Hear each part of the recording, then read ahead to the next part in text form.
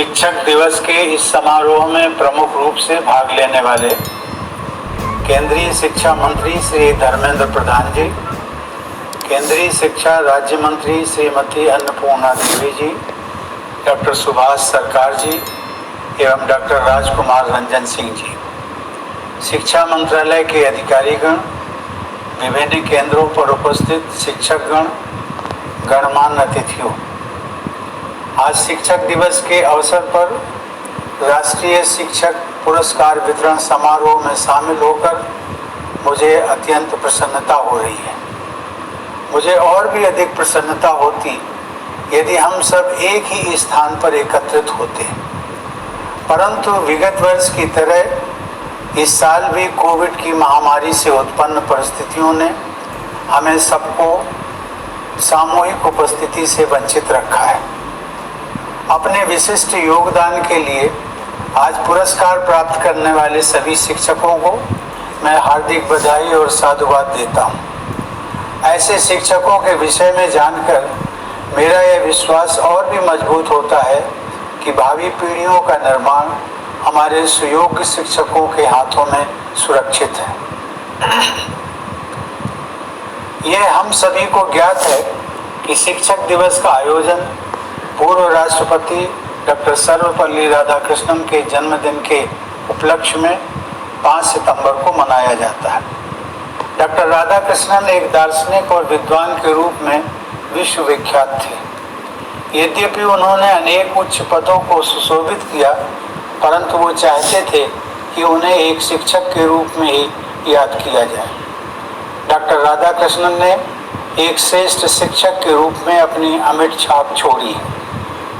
सबके जीवन में शिक्षकों का अत्यंत महत्वपूर्ण स्थान होता है।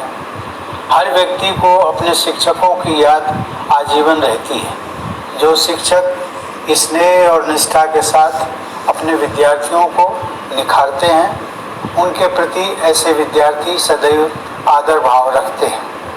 आज तक मुझे अपने आदरणीय शिक्षकों की याद आती रहती है। मैं स्वयं को सौभाग्यशाली महसूस करता हूँ कि राष्ट्रपति का कार्यभार ग्रहण करने के बाद मुझे अपने स्कूल में जाकर अपने वयोवृद्ध शिक्षकों का सम्मान करने तथा उनका आशीर्वाद लेने का अवसर प्राप्त हुआ था। आप सबके विद्यार्थी भी आप सभी के लिए अपने हृदय में विशेष स्थान रखते हैं, यह मेरा दृढ़ विश्वास है। मेरे पूर्ववर्ती राष्ट्रपति डॉक्टर APJ अब्दुल कलाम एक वैज्ञानिक के रूप में अपनी सफलता का श्रेय अपने शिक्षकों को दिया करते थे। वे अपने स्कूल के एक अध्यापक के विषय में बताया करते थे कि जिनके पढ़ाने की रोचक शैली के कारण बचपन में ही उनमें एरोनॉटिकल इंजीनियर बनने की ललक पैदा हुई।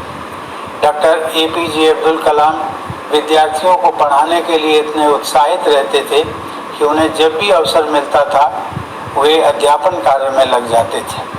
ऐसी विभूतियों ने समाज के निर्माण में शिक्षकों के कार्य की महत्ता को रेखांकित किया है। आप सभी अपने विद्यार्थियों में एक स्वर्णिम भविष्य की कल्पना करने और उसके लिए योग्यता अर्जित करने की प्रेरणा जगा सकते हैं तथा उन्हें सक्षम बना सकते हैं ताकि वे अपनी महत्वाकांक्षाओं को पूरा कर सकें। शिक्षकों का कर्तव्य है कि वे अपने विद्यार्थियों में अध्ययन के प्रति रुचि जागृत करें।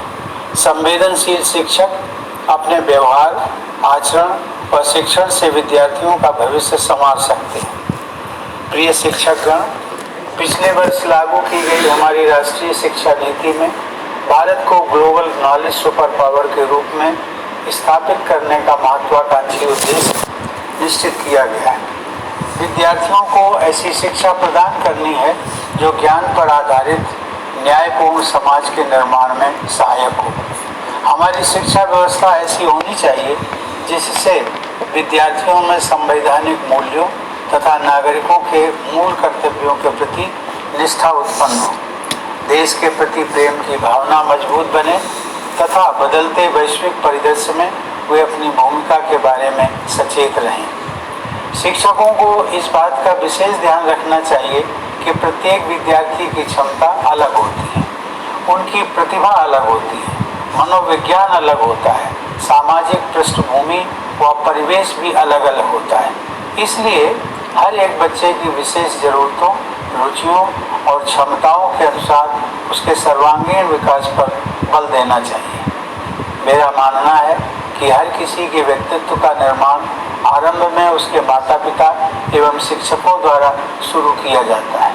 हमारी परंपरा में प्रत्येक व्यक्ति को सुयोग्य और प्रत्येक वस्तु को उपयोगी माना गया है। किसी को भी अयोग्य या अनुपयोगी नहीं माना गया।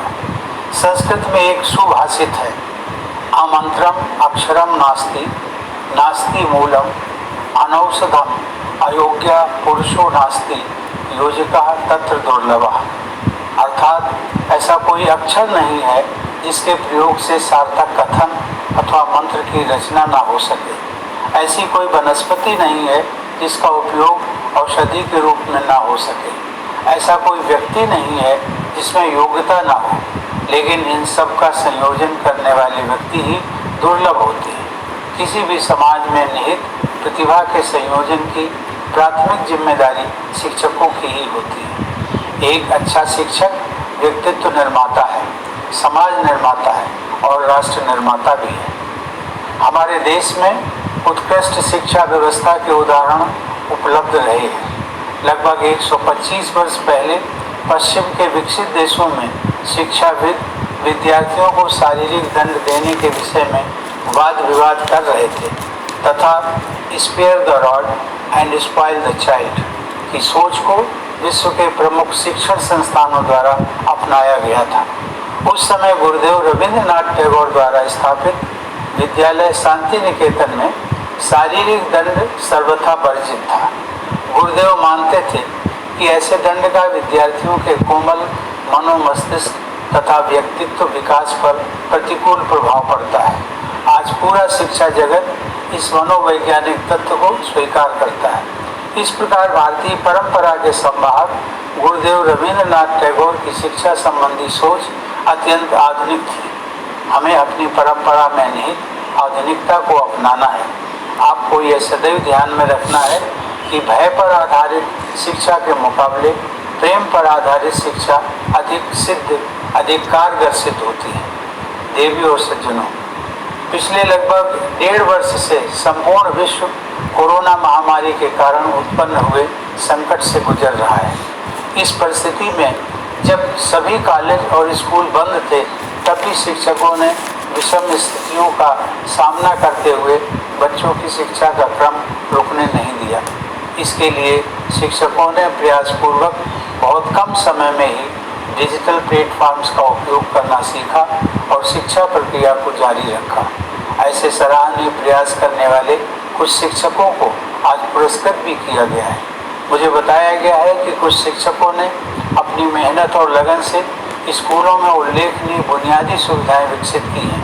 मैं ऐसे समर्पित शिक्षकों को साधुवाद देता हूँ। समस्त शिक्षक समुदाय से मैं अपेक्षा करता हूँ कि वो बदलती परिस्थितियों के अनुरूप अपनी शिक्षण पद्धति में भी बदलाव करते रहेंगे।